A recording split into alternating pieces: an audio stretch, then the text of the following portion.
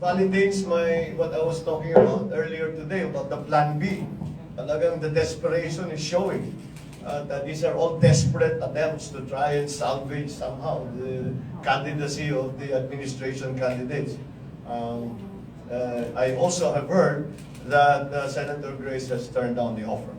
And so, again, maliwanag na maliwanag, naghahanap na talaga sila ng paraan na baguhin ang resulta dahil sila mismo alam nila wala na silang panalo.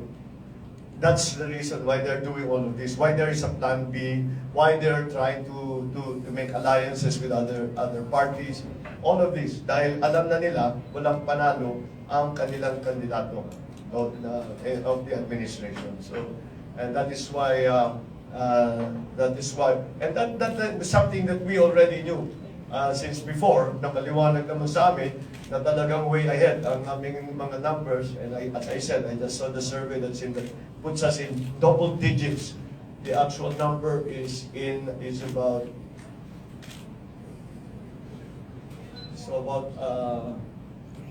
I think what was what? We're 12 points ahead in this survey that I saw. It will, I'm sure, lalabas, lilitaw yan eventually. But again, let me allow the source themselves to do it. So kung ganun ang labanan, kung talagang 12 points ang pinag-usapan, the same thing for the presidency, talagang maghahanap sila ng ibang plano. Dahil hindi na talaga kayang ipanalo ng halalan. Kaya itong ano-ano na iniisip, yan naman, yung alliance with Senator Grace, with the Plan B that I talked about earlier, it has already come out in the news. So it's clear, very clear to me, na talagang desperate na ang administrasyon at naghahanap na ng kahit anong paraan para magawa pa nila. If I don't know kung nabalitaan ng mga local media dito, because it was something that I spoke about in Tacloban.